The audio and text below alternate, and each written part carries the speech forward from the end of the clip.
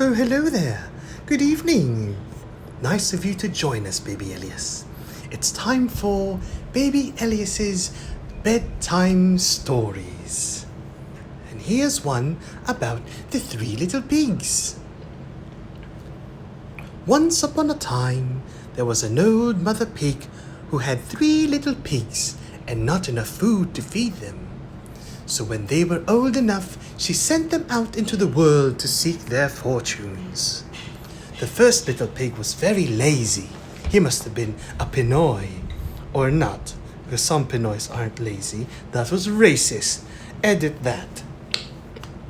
He didn't want to work at all, and he built his house out of straw. The second little pig worked a little bit harder, but he was somewhat lazy too.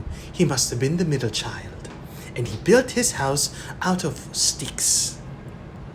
Then they sang and danced and played together the rest of the day. The third little pig worked hard all day and built his house with bricks. This one is the Pinoy, because Pinoys are hard workers. It was a sturdy house, complete with a fine fireplace and chimney. It looked like it could withstand the strongest of winds. The next day, a wolf happened to pass by the lane where the three little pigs lived. And he saw the straw house, and he smelled the pig inside. Piggy, piggy, piggy. He thought the pig would make a mighty fine meal, and his mouth began to water. So he knocked on the door and said, little pig, let me in, let me in." But the little pig saw the wolf's big paws through the keyhole, so he answered back, "No, no, no, not by the hairs on my chinny chin chin." Then the wolf showed his teeth and said, "Then I'll huff and I'll puff and I'll blow your house down." So he huffed and he puffed and he blew the house down. The wolf opened his jaws very wide and bit down as hard as he could, but the first little pig escaped and ran away to hide with the second little pig. The wolf continued down the lane and he passed by the second house made of sticks. He saw the house and he smelled the pigs inside, and his mouth began to water as he thought about the fine dinner they would make. So he knocked on the door and said, little pigs, let me in, let me in." But the little pigs saw the wolf's pointy ears through the keyhole, so they answered back, "No, no, no, not by the hairs on our chinny chin chin." So the wolf showed his teeth and said, "Then I'll huff and I'll puff and I'll blow your house down."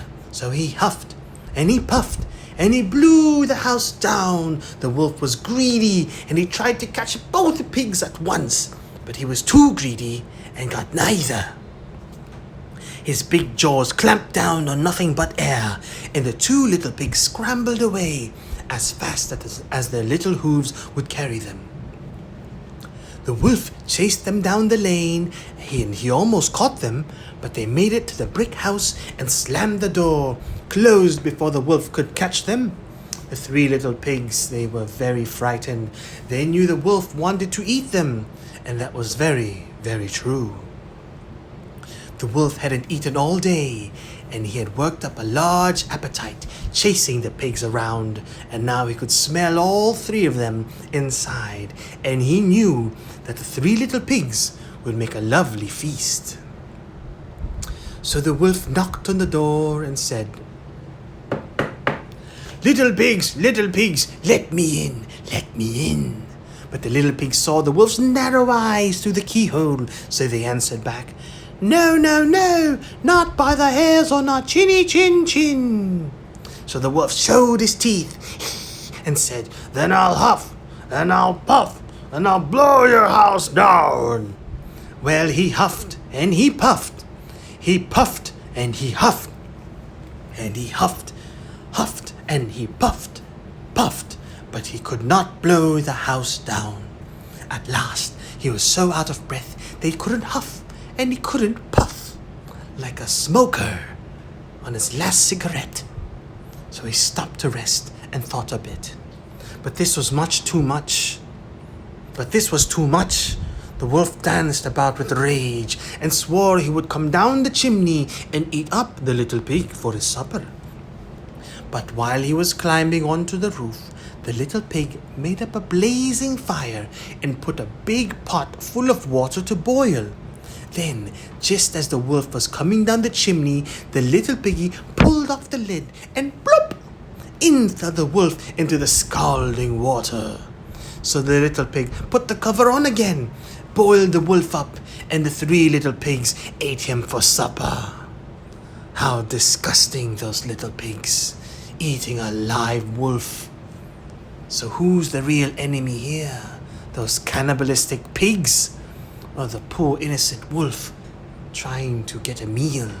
But they boiled him alive, Elias. They boiled him alive, screaming in the pot. Screaming, oh, it burns, scalding hot, and the fur melting off his face, his tongue. They're unable to talk, eyeballs just boiling, popping out of his eyes. And the little pigs danced as the wolf boiled in that pot. Oh, just imagine the thought of that. How terrible, these little pigs. Boiling someone alive, boiled alive. And that's the end of your story for tonight. Good night, young Elias.